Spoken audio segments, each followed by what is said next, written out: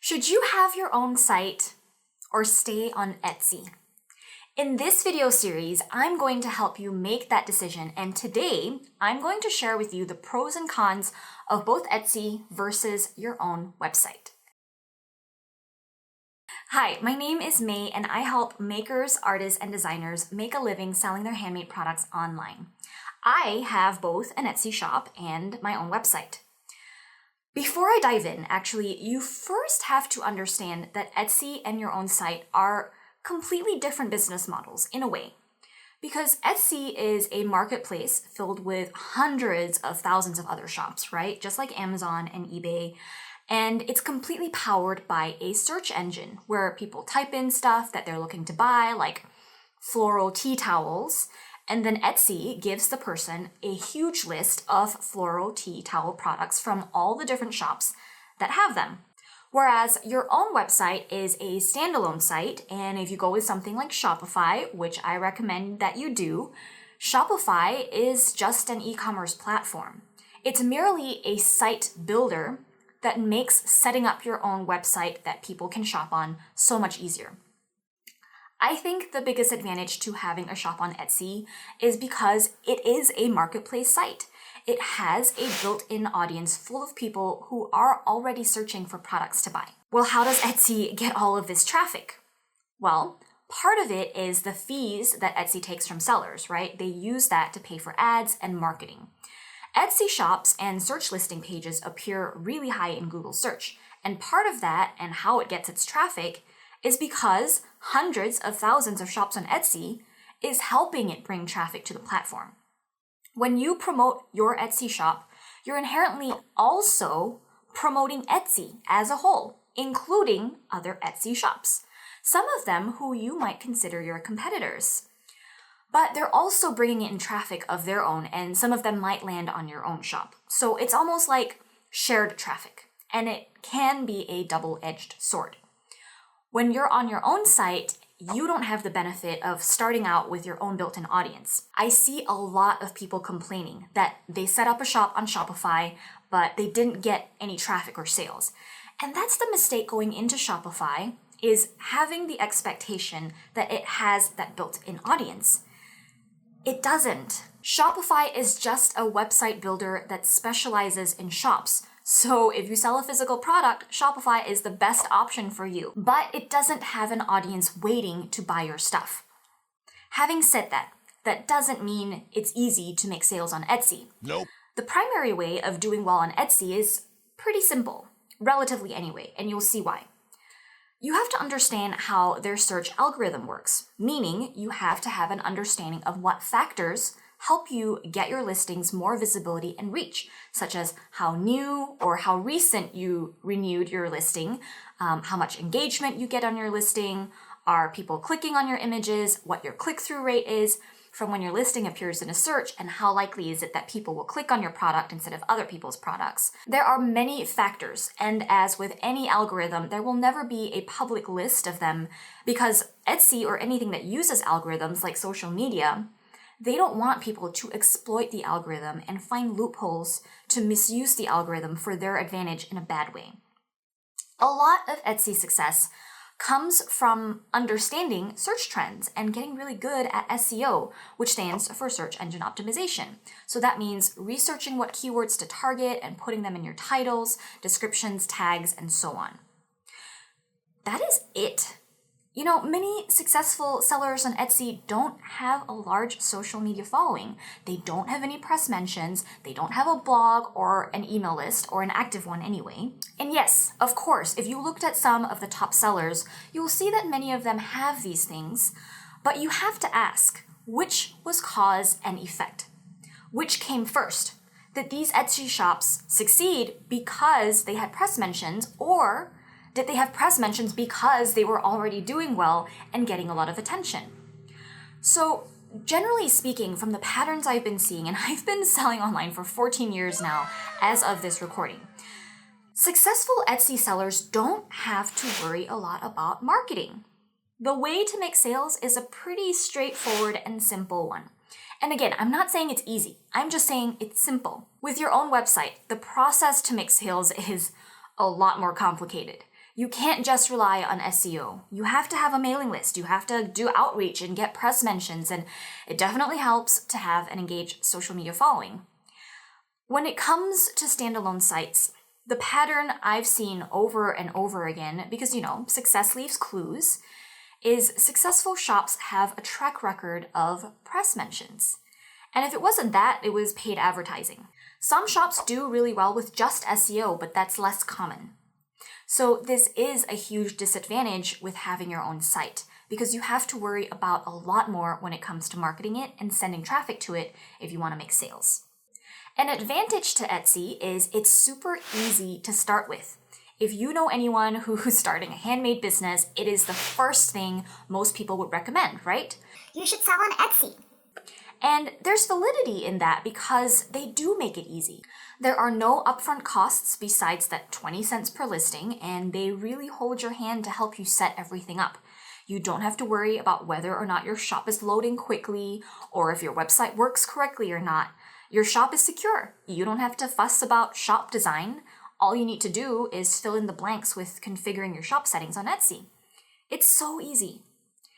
Etsy is undoubtedly a great place to learn how to sell online if you've never done it before. It's like if you don't know how to swim, Etsy is like starting at the kiddie pool. Now, even though it's also really easy to set up a Shopify store, it is not nearly as easy as Etsy. And with Shopify, while you don't have to generally worry about site security, you do have to still consider site speed and the design of your site. And this is where so many people go wrong, especially if you didn't take the time to learn what makes good site design and what makes it bad. And unfortunately, it's all on you. It's your responsibility to make sure your site loads quickly, it looks good, and it gives your potential customers a great user experience.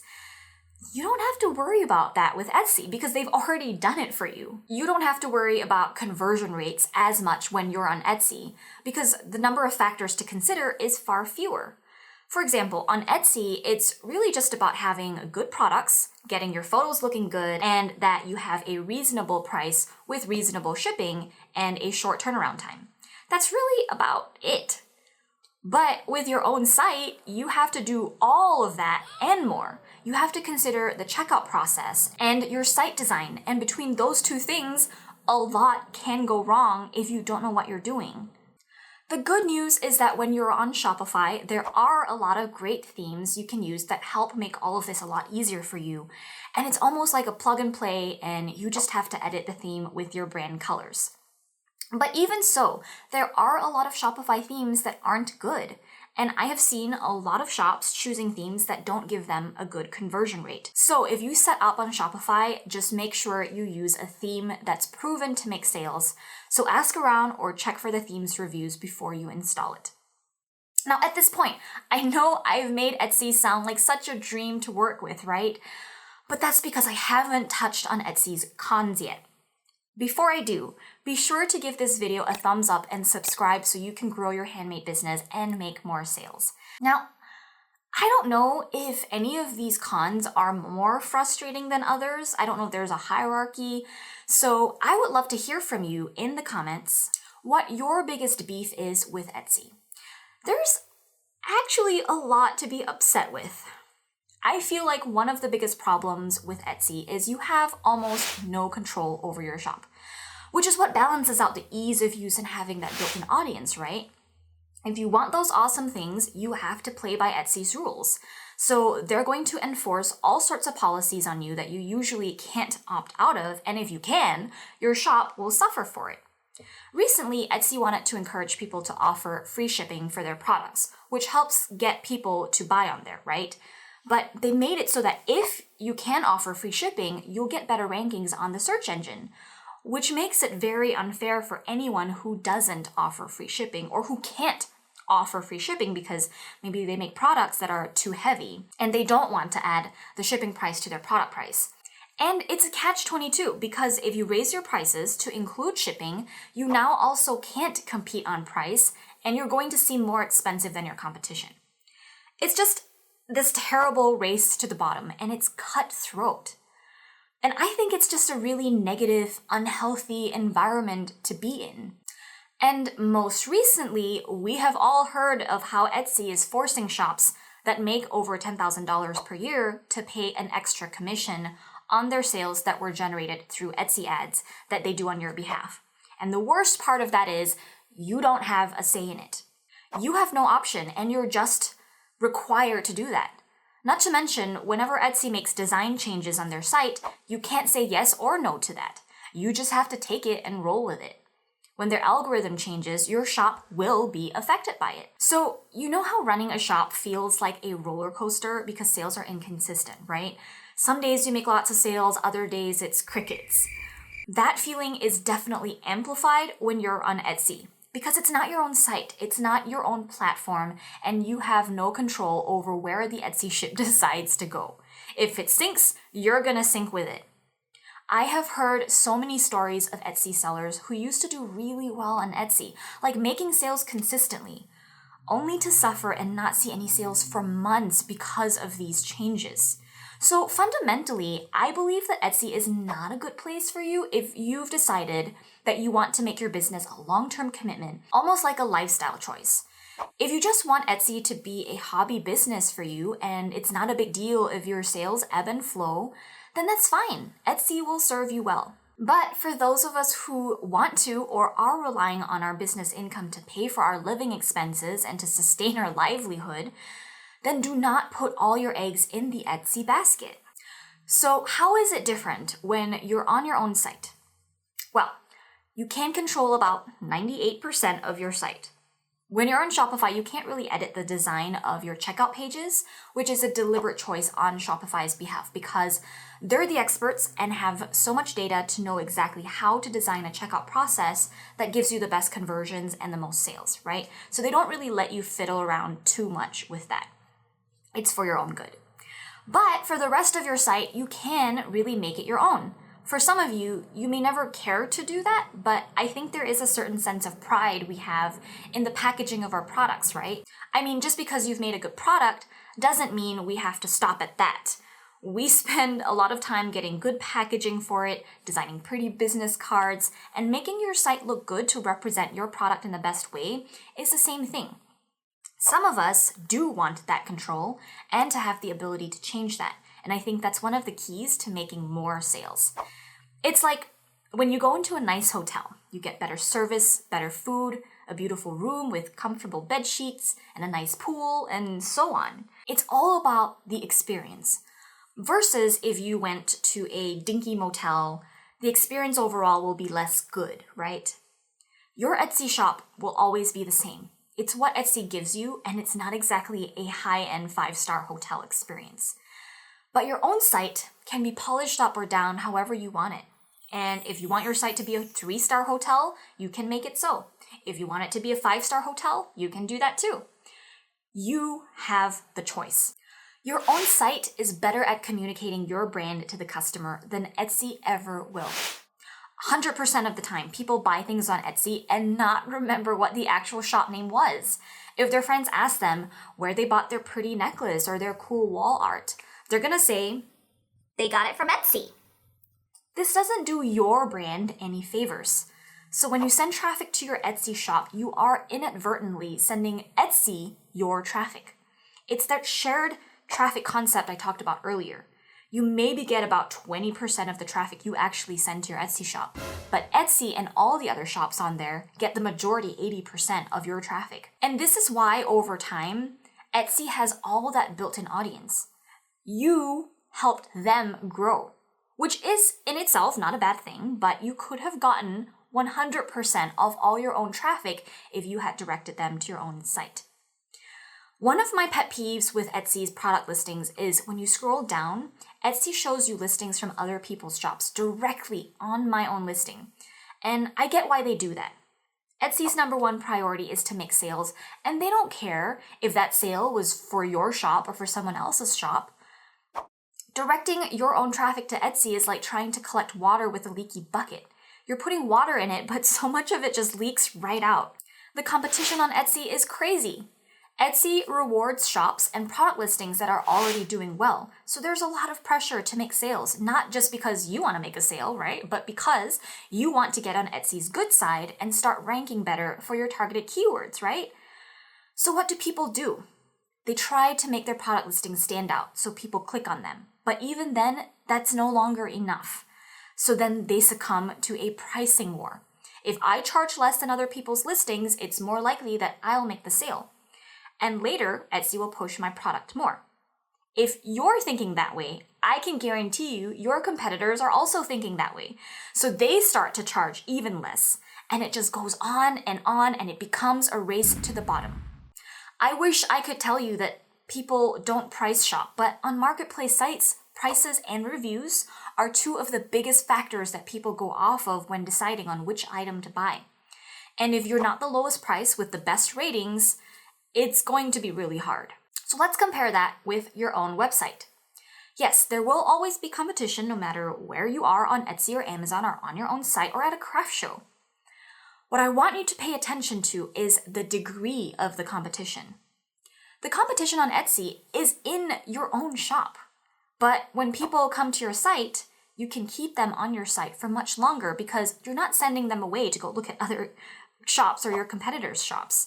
You can design your site in a way that gets people engaging and sticking around longer. It's a lot more effort for people to go to a different shop that sells something similar as you if they can even find one to begin with. Or take, for instance, someone who found you on Instagram. They loved your work and clicked on your link in bio to go check out your site. They're on your site. Your site is essentially a dead end. If they like what they see, they'll buy something or join your email list or bookmark your site or follow your Instagram. But if they wanted to find another shop like you, how are they going to do that?